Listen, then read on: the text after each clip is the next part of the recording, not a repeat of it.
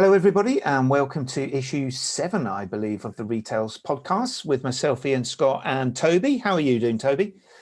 I'm doing very well, thank you. Enjoying the sunshine. We've got you squinting into the sun again, I see, which is always a good thing. Well, I have to, if I've moved all the way over to the States, I have to kind of like promote it, the fact that it's a beautiful sunny day all the time over here. It's always sunny in the West Coast. It's overrated. You're still in your the Leicester office.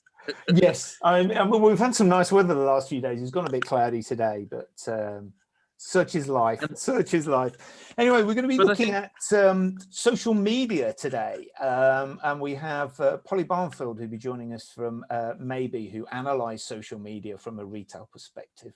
And I've been doing a few presentations recently where I've been actually looking at and talking about, the key channels in retail. And I've started to include social media because I think it's now becoming one of the massive elements that influences brands and people's engagement and decisions to buy now. I think it's been that way for a while. I mean, I think since probably the last 10 years or so, I think when you look at the user journey, or you look at a service journey, the majority of people will touch social media at some point.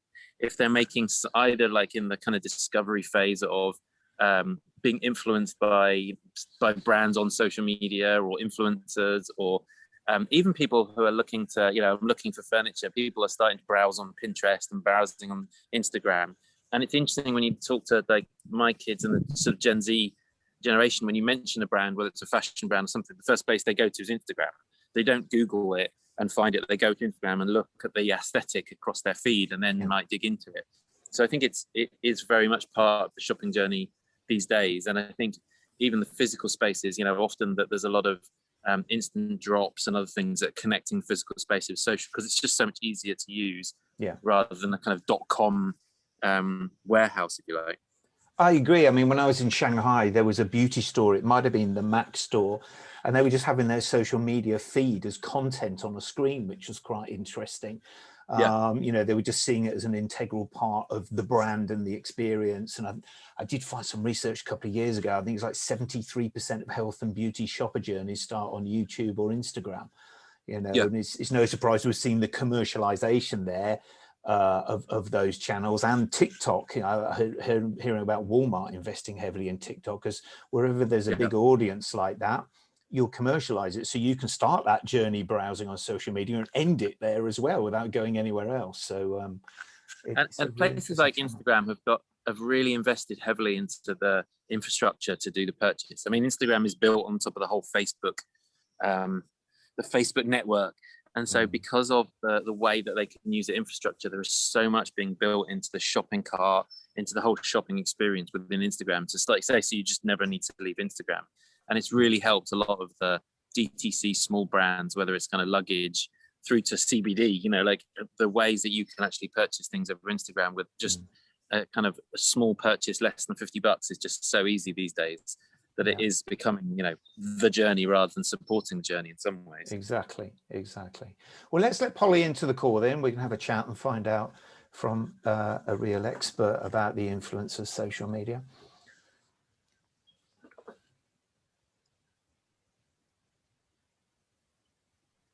You there, Polly? How are you? I'm very well. How are you doing? Can you hear us okay, Polly? You seem a bit quiet. I can hear you perfectly. Sorry, it's been a long day. I'll shout. No, that's absolutely fine. Absolutely fine. Well, thank you for joining us. This is also Toby Barnes, who's my partner in crime on the Retails podcast. Hey, Polly. And we were sort of particularly interested in, I mean, both of us were just chatting about how social media has become a real integral part of retail. And I was sort of interested in sort of seeing your view on where you think social media sort of plays a key role as retail evolves these days. Oh, that's a nice big question. Yes. We'll sit back for 20 minutes and put the kettle on and let you answer. I think what is so exciting about social media is that there's been a disconnect. The consumer, I hate that word, people are communicating in an entirely new way. We all accept that in our personal lives. Social media is the place you go to check stuff out, consume stuff, find out about stuff, have an opinion, and we just, without thinking, we do it. But actually, as regards how businesses in general use it, it's still very siloed. It's still something that it's somebody else's job to do. Now, if you wind that forward to retail, as a national retailer, the majority of national retailers run social centrally. It's not localized at a local level, with some big exceptions. Take Lush, for example. Every Lush store runs its own social media. And if you consider for a moment that as a customer, if I go into a store and have a terrible experience, the first thing I do is jump on social media and complain about it. But as a local store retailer, in the majority of cases, I can't actually engage with the local conversation that's going in in the town that I live. Retail has really cut off its own right arm because it's not enabling stores to engage at a local level because they run it centrally, because that's what brands need to do, right? But if you take somebody like Primark at the other end of it, sorry, I'll be quiet in a minute, I'll keep rambling. No, it's fine. So if you take Primark, they have had more people in their stores in the last week than I heard some numbers that I meant to pay attention and forgot, but the numbers in Primark stores over the last week have been extraordinary. If you're going to look at their social media through lockdown, they did not forget the customer, even though they couldn't sell anything, because they don't do an e-commerce. Sorry, I turn my Slack off. So it just even though they can't sell a sausage or a t-shirt or whatever it is, they have continued to serve their customers online. And I don't believe that there's anything that you buy in Primark that you couldn't have bought online during lockdown. You could have bought Primark itself. There's nothing, sorry Primark, but and they've held their customers' hands through lockdown, and their reward is a queue.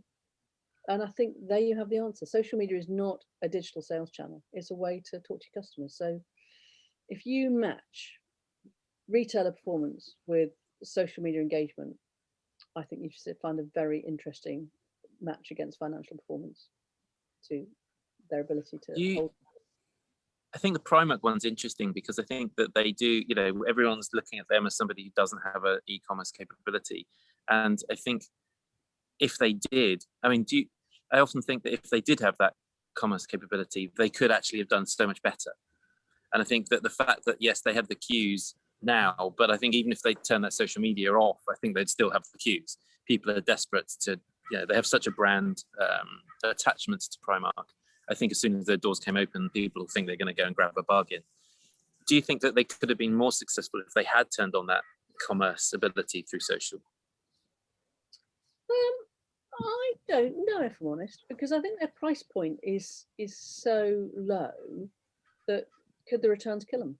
And is that actually their differentiator? Does that just make you, another one? What's the difference between Primark and Wish then, or what's the one my daughter buys from all the time? Shein, or there's so many. Is that not their differentiator? Do you rub some of the magic off it? I find them quite interesting. I had a strategist on LinkedIn wrote a report about why they aren't on e-commerce, and they estimated it cost them about $1 billion to set up a viable e-commerce operation, purely because their model is around bulk supply. Stuff turns up in the pallet and gets dumped on the shop floor, whereas with online you're dealing with individuals and with high return rates that are free and things like that. So I read that their model for physical stores doesn't translate directly to online, and I can sort of see some logic to that. I quite admire them. I love the way that they still stick two fingers up at e-commerce. I honestly think they're right. I honestly think they're right. Okay. For them. I just think it's, I love them for the fact they're prepared to stand for the truth of their value. I must admit, I admire their conviction, but it may be based on financial reality, as in, well, we can't afford to do this. But I was in London this last week taking a look around as the stores reopened here in the UK, and one of their windows was advertising t-shirts from £1.30, and then right next to it was a new sustainable range from Disney. And I sort of love the duality of them. Yes, we're thinking of the environment, but you can still buy t-shirts for £1.30 as well, but they're firmly entrenched in fast fashion, and they're sort of unapologetically so. And as you say, the queues, both in Leicester and London, where I was visiting stores last week, the queues were around the corner of the building both times. So there is something about their presence that does work really well and effectively, I think.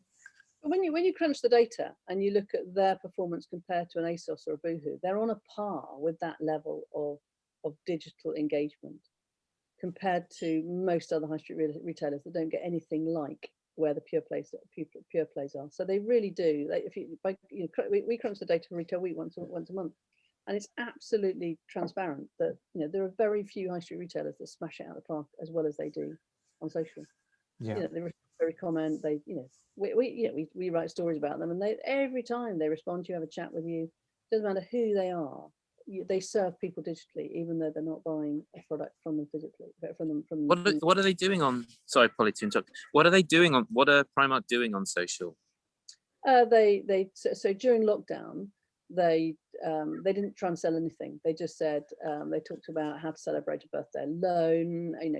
Top tips on painting your nails, how to treat yourself, how to be kind to yourself. They had endless content streams around how their customers could keep themselves sane during lockdown. They treated their customer base like human beings. They engaged in conversation every day, never stopped. It never stopped. Because it was interesting, before you came on, we were talking about, or it may have been before the call, we were talking about a couple of other kind of success stories in the UK, and we were talking about Gymshark. And we were talking about how Gymshark, who is the other end of the spectrum, started very much as e-commerce, a DTC brand that's really thinking about its community and very much is engaged in that same community. The leadership are very transparent. It's easy to find out who they are. They're not only on LinkedIn and they're on Twitter and Instagram. You can follow them, and they feel like part of the community. The leadership feel like the same people that they're selling to, and at the same time, they have the communication they have with them is very transparent. It's very open. It feels very much less of a brand play and more of a community play with great merch. Yeah, absolutely. And they've aligned what they say with the people they sell it to. And it's like take Nike. Nike don't. If you get their social feeds, they don't talk about the shoes. They talk about the athletes that run in them, right? It's the same. It's understanding that it's a story that you're telling. And social is the place that it grows from. Primark are telling a story about the lives of the people that are shopping with them. Gymshark talk about what people do in their clothes. Nike talk about what people do in their shoes. And it's just a different way of being. It's interesting. I mean, Nike shifted over the last 2 years into much more of an editorial focus. And they hired Dan Rookwood, who was the chief editor from Mr. Porter, and then he was Men's Health before that, and then he was The Guardian before that. So they're employing kind of serious journalists. I'm a friend of Dan, so I can tease him about that.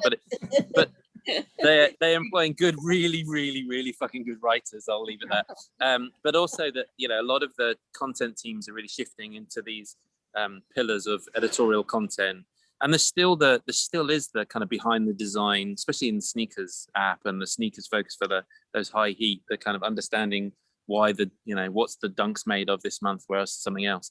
But that editorial column is really, really being pushed, and it's very much more about discovering interesting stories by interesting people.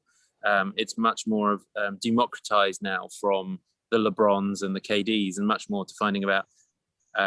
My favorite story is there's a group of plus size cheerleaders called the Honeybees, and they're big girls. They're incredible, and they've been going for 10 years, and they've been working through the colleges and somewhere else. And it's just this incredible story of people you don't expect to be running 10K and 15K, and just going to show that it's more about the drive than it is who you expect to have. And those are kind of sort of interesting, fun stories that Nike are really starting to develop and push into. And the social channel is about storytelling, right? Look at brands like other DTC brands like Allbirds. It's a wool pair of trainers, for heaven's sake, but they've gone from zero to hero in record time. Same as Gymshark, 0 to hero. 8 years to build £1 billion retail business at a time when everybody's saying retail's dying. I don't think so. It's about saying, how do you sell the right product to the right people through the right channel? And Gymshark, Allbirds, Primark will nail that. And they're using the assets at their disposal in the right way, right? Yeah. Not a Nike adapting with the market. It's don't try and do all of it badly. Try and do some of it extraordinarily well.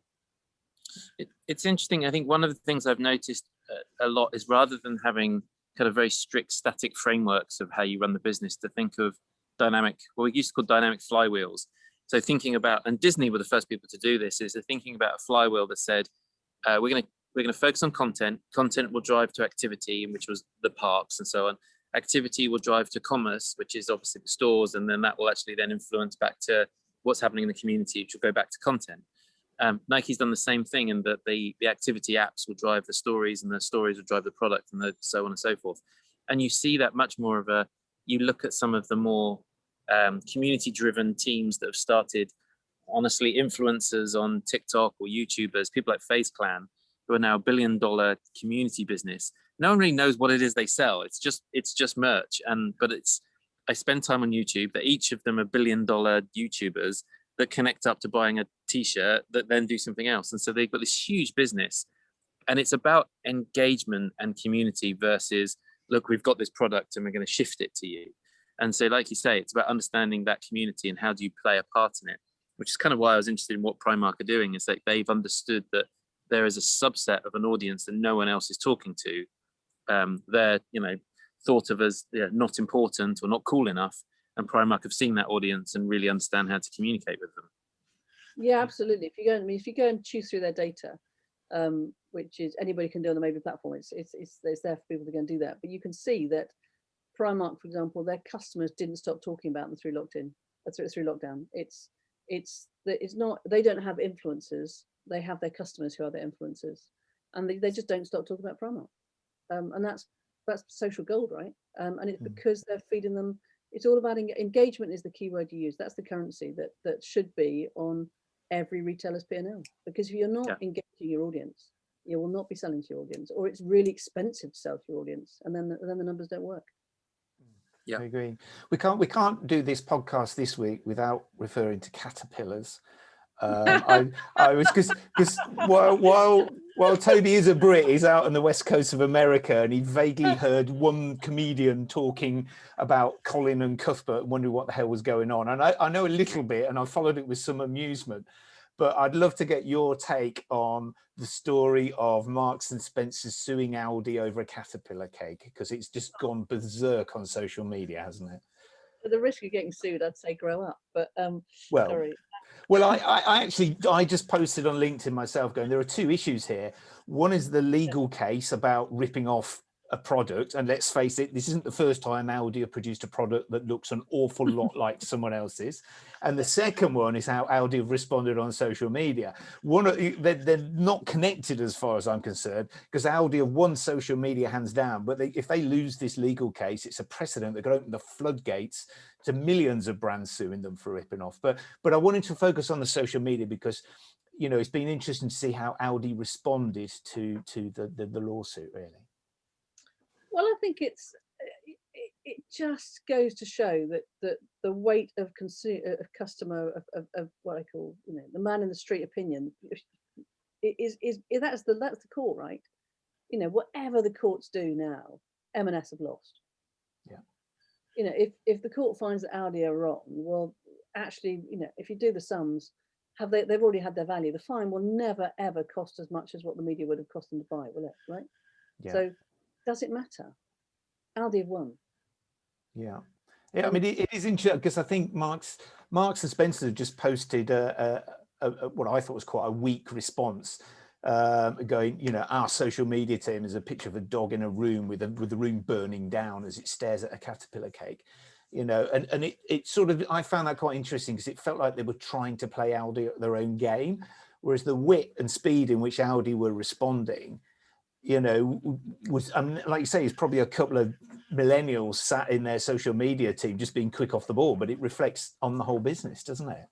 But they've been empowered. You could tell from the sense of the way it's delivered, the team has been empowered. With Marks and Spencer's, it's probably, and look, Marks and Spencer's team is listening, I'm really sorry, and yada, yada, yada. But, it's possibly they've got to go and get something approved. It's been signed off. It's in that more traditional way that social's delivered.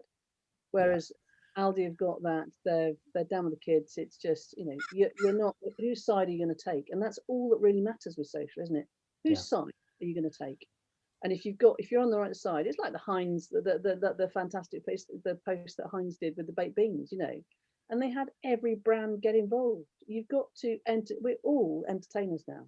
Yes. We're all publishers, and you've got to it's letting go of brand and letting go of broadcast. You know, M&S are still treating social like broadcast, that it feels too curated. Like you said at the beginning, it's that whole thing of, you know, feeling like you're part of Gymshark. You know, you don't feel like the brand's pushing the message out. You feel the company's just talking. And Aldi have announced it. I mean, you know, and they will. It's the most powerful channel. Another offline retailer, right?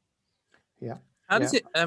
One thing I'd be interested is how does it translate to actual revenue? I think one of the things that I saw, I was very early, worked with Nike probably over a decade ago on like helped set up some of the first Facebook groups when that was important. And it was, what's interesting is that over the curve, and you mentioned like every store had its own feed. There was at one point, I think there was over 700 Twitter handles, which was impossible to manage. So we had, you know, every store had a handle, every category had a handle, every athlete had a handle, every shoe launch had a handle. And it was just, the problem was that it also that none of it, no one else could track anything, and everyone was kind of entertaining, but it wasn't really, it was really expensive, because to do that for Nike, like the level of writer, the level of content, the level of creation, people were, you know, shooting incredible content, but it was reaching thousands of people, millions of people at times, but it wasn't necessarily translating into revenue. Yep. There's a shift probably about 5 years ago into much more performance marketing, and so a pullback in the entertainment, restricting that. I think there's only like 50 handles now, and it was very much more about curated storytelling and performance marketing. The interesting thing is that you're starting to see brands actually stop doing performance marketing and go back to brand marketing. Airbnb recently, obviously they pulled back tons of their, I mean, they really pivoted over the summer with the lockdown. They just pulled out all performance marketing. Turns out revenue wasn't affected at all. And the brand engagement and all of the other scores that they were using weren't affected at all. And so other brands are looking at them going, well, I feel like performance marketing is actually a kind of snake oil circle of its own. And, you know, you're measuring certain things, people are looking at, we don't really know if they're real people. We need another 1,000 people to see this ad effectively, and they pay for that. And then 1,000 people have seen it, but whether they engage or not. So I'm interested in like where we're ending up now, because it feels we're ending up going back into kind of curated circular brand messages. But at the same time, we know that we need to engage with those audiences and we need to engage with that community. And the danger is that I would really interested to think about that Heinz baked beans and the Weetabix conversation of like, did it actually translate to revenue? Did it translate to, is it long-term brand engagement that we're going to see, they'll see returned, you know, in years to come? But in the short term, is a media manager going to be said, you know, that was great, well done for doing that, but actually it had no impact on the revenue anyway? I think that's a very interesting question. So something that we've been working really hard on over lockdown is to think about how that what I call true organic engagement can translate into custom audiences that can be retargeted, and how you can take that retargeting and also attribute to offline sales. Because, you know, the old marketing adage of it takes 7 touch points to make somebody do something is probably now blown up to it takes 7,000 touch points to make somebody do something, right? Because we're all being so bombarded by everything. But, you know, we're talking about big Weetabix, we're talking about Aldi. You know, that's another, you know, oh, mum, should we pop in and see whether we can buy Cuthbert? You know, it's all, that's what makes people do stuff, isn't it? That's what moves people. At the end of the day, all we're trying to do is make people go and do the thing. So what you know, technology needs to do for retailers is make all of those magic moments aggregate up so that their performance marketing is actually connected to the social experience. What keeps us awake at night, which is how do we make that performance marketing link to true organic engagement? Because otherwise you've got the organic teams and the paid teams working in separate silos, which is nuts, because all of those people that have engaged with Cuthbert, Aldi want to be able to put their arms around and talk to them again about something else that's witty and amusing, and something else that's witty and amusing, and something else that's witty and amusing. Because then Aldi's not just somewhere where you go to get, you know, your cheaper shopping. It's somewhere where you go because you feel like you've got a relationship with them. Yeah. You know, they want to get into the Primark world where they have genuinely created a relationship with their shoppers. And that's about frequency. It's about engagement and frequency. Yeah, I mean, I often say now that I see sort of 4 key channels coming in retail. You have the store, you have website, you have apps, and I now include social media. And I think we're starting to see this come through now in the way that they are all working together seamlessly. And I think we've just talked about a couple of great examples of where that goes through. Well, another one that I particularly enjoyed was the way it was Aldi again, actually, and they produced a rip-off of the Brewdog beer. Their IPA, and Brewdog responded by designing an Aldi beer. Yeah. So they with a rip-off of the Aldi logo, but then they flipped it around and turned to Aldi and said, well, why don't you sell this beer? And Aldi spoke to them, and it is now the highest selling beer in Aldi in the UK.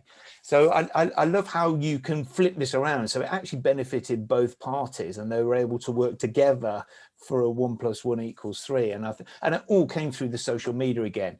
And anyone that follows the boss of Brewdog, he's particularly on LinkedIn, he's very entertaining, very engaging, you know. And again, I mean, they've just published all their recipes online for all of their beers, so you can go on their website and download them. And I love that reverse psychology, because no one will ever do it.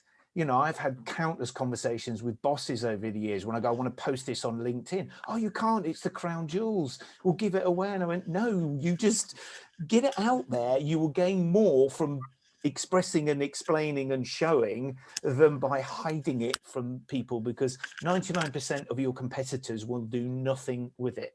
And you get out there and you own a space. I mean, you know, you think of electric cars, you think of Tesla, everyone's doing electric cars, but he got out there and owned the space. And I think Brewdog did that with publishing their recipes. And I believe, talking about Allbirds as well, they've done the same. They've published, is it all their cutter guides or how to make their shoes? And they've made them available, because I think, was it Amazon were ripping off Allbirds? Yep. And so instead, Allbirds going, you're ripping us off, but you're actually not doing it very good. So here is how to make our shoes properly. And it's like, you kill people with kindness. And Brewdog did the same. And I love that. But it all came through social media. And you suddenly realize this is the place where you can respond really quickly, get the message, engage people, but also you actually gain the moral high ground if you respond clear. And it all goes through social media, not through any other channel. And that's where the difference is made. Using the word right, it's social, and that's where people, particularly when now we're in this weird world where we're deprived of normal social contact. People want to be amused and entertained, and they want to join stuff. You know, Aldi's just become a cult by doing that. Brewdog have increased their cult status. Yeah, you know, definitely. it's let me be part of your brand. Let me be part of your journey. Engage me, amuse me, and I'll buy from you. Yeah, it's subtle though, isn't it? Sorry, Debbie. Well, no, I was just going to say that I think that let me be part of the brand. I think that's where I've been doing kind of presentations about community. I keep banging on about community, but it's the traditional, you know, what is a brand has changed. What used to be very much like a brand was a cathedral, and you know, you could pray at their cathedral by going to a store and maybe purchasing a small part of it, and you'd wear their logo on your shirt because you were then part of that religion in some way. And I think that what's happening is that it's less about broadcast and brands broadcasting, this is what we're doing, this is what we're doing this season.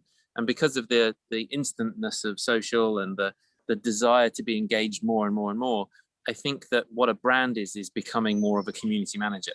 And so less of a broadcaster and saying, this is what we're doing, here you go, suck it up, love it, to being much more about looking at community management and what is the role of a community manager and how do you engage community, keep it going and keep it going. And those two functions are very different, and that the people and the skills you need are very, very different.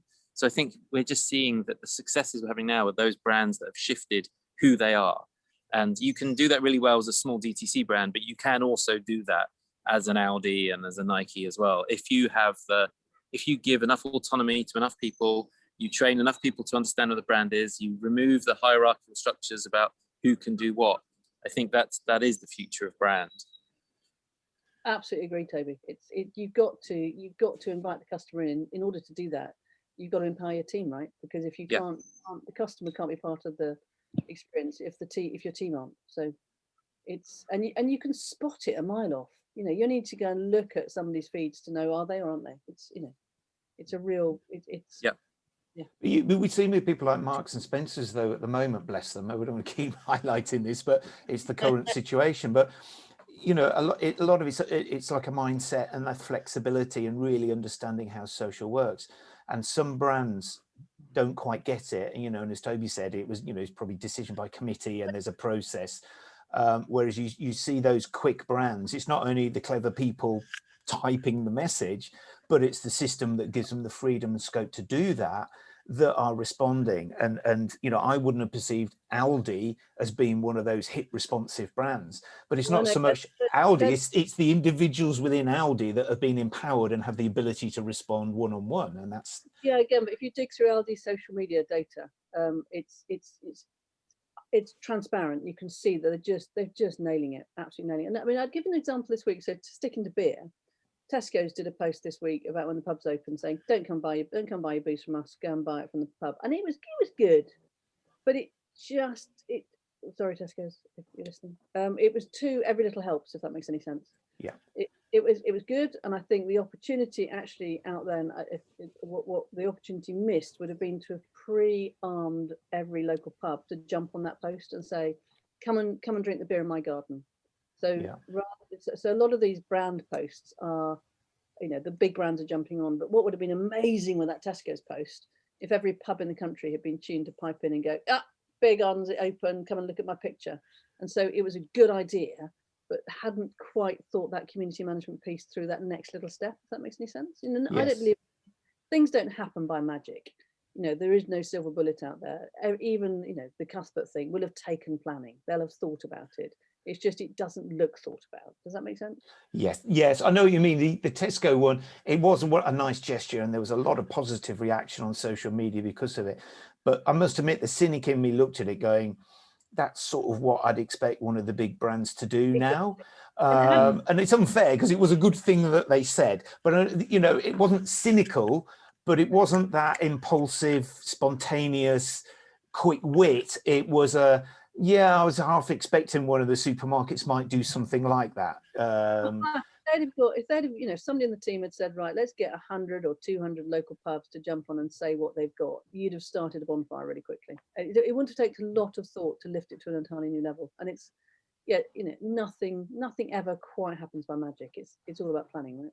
Yes, yeah, spontaneity takes about 15 Zoom calls these days, doesn't it? But it's like, I mean, like Heineken, wherever I turn, Heineken are doing some really interesting things. You know, they did a nice advert again, I saw on LinkedIn today, of people dressing up to put their rubbish out and to go to the laundrette and stuff.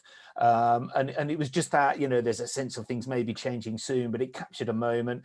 They've done some wonderful, they had personalities turning up on cherry pickers and delivering beer, alcohol-free beer, through people's bedroom windows while they're working from home. They did in, I can't remember, was it South America somewhere? It was a billboard, and again, it was pushing their alcohol-free beer, where you could pull up at the billboard and they'd serve you drinks. At the start of lockdown, they did what they call beer coolers, where there were two bits on handles and they were 2 meters apart, you know, or things that you could stand over your fence, so you could have your Heineken either side of the fence, talk to your neighbor from safe distances, you know. And I just saw so many little quick touch points that they were pushing out there, and you just got a sense, you know, doing it once is quite clever, doing it multiple times is more a mindset, you know, and you get a broader sense of this brand is really got their finger on the pulse and they're responding quickly. I think there's two things that I think there's two things. One is that we mentioned the autonomy and enabling teams to make decisions at a lower level. But I think the other thing is there's a sense of innovation. And I think that Heineken particularly have been doing innovation in social media for a decade. They did back in, or maybe even further, maybe 15 years ago, they used to do they had a game where you could predict who was going to score a game. When they had one of the big sponsorships of the football, the Euros, I think, you could predict who it was, and there was a big leaderboard, and they were using social media as a gaming platform, and that was 15 years ago.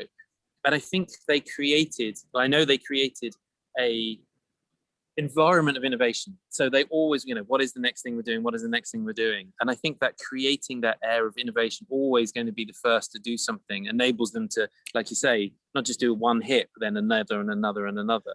And I think that trying to create that sense of innovation for the teams is super important. Yeah, I agree. What is the next thing they're going to do? I've got one question, which I think, just sort of looking forward, I think I was talking to a good friend of mine around cryptocurrencies, and we were talking about whether they should exist or not, and NFTs and whether they should exist or not. And then we shifted to, well, social media. You know, I'm old enough, part of that generation, to have built a lot of this stuff. Would you do it again? And now, as a parent who is currently fighting with all three of my kids at different ages around screen time, I feel like at some point we're going to look back, and it will be a bit like tobacco and smoking. We'll look back and go, what the hell were we doing? You know, like we were creating these engagement loops and gambling loops that we know work. We know that keep you on the platform, because the platforms are designed to keep you on the platform. They're designed to do a thing. And so you put that in the hands of a teenager, and their brains aren't formed properly, and, you know, they get sucked in. So I do still worry, and I don't know whether this is a cynical old man thing happening to me, but I do sort of worry that we didn't stop and ask if we should. We just said whether we could. And I think that there's a lot of kind of focus on wellness especially in the States, and kind of with Apple looking at screen time, and, you know, parents all struggling with screen time with their kids.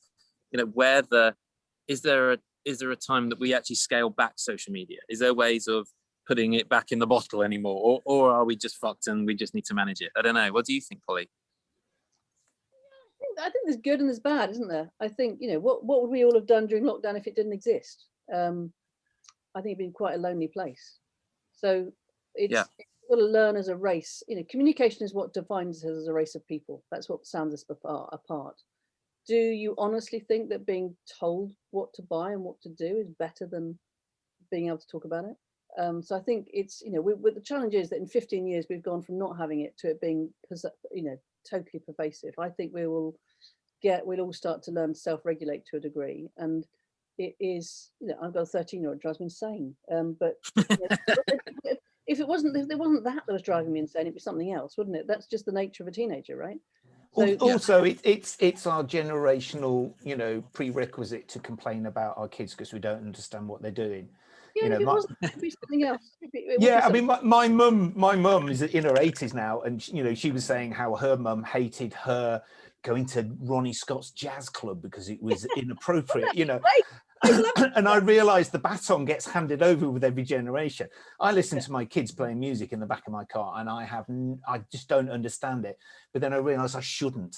There'd be something fundamentally wrong if I was down with the kids singing along, you know, they'd freak out. So anyway, I'm afraid Zoom is going to kick us off in a minute. I hate that countdown timer. It completely skews how I approach the last 10 minutes because I'm always panicking about the timing. But thank you very much for that, Polly. It was fascinating to get a broader insight into social media and really understand the part that it plays within retail. So really appreciate you joining us. It's really, can I just repeat, it's really important. Yes. Despite the old man in the corner there moaning about his kids, suck it up, Toby. It's inevitable. Just going to have to live with it. Well, thank you very much for that, Polly. We appreciate you joining us and giving us all your insight. Thank you very much. Take care. Bye-bye. Thank you. Bye. Bye-bye.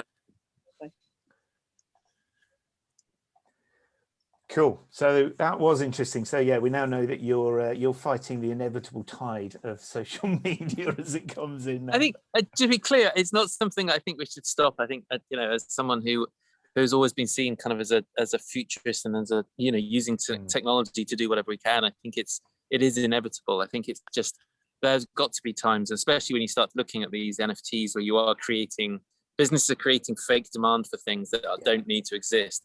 I think that it's not about something we should stop. I think we need to all have a moment where you say, should we be doing this? And how do we manage it? And how do we make sure that it's appropriate for the audiences, I guess? A whole separate podcast. Well, we're below the last minute, so we're going to get cut off any second. But thanks very much. Good to see you again, mate. And we'll catch up on the next issue. Yeah, take it easy. Bye. Cheers. Take care. Bye.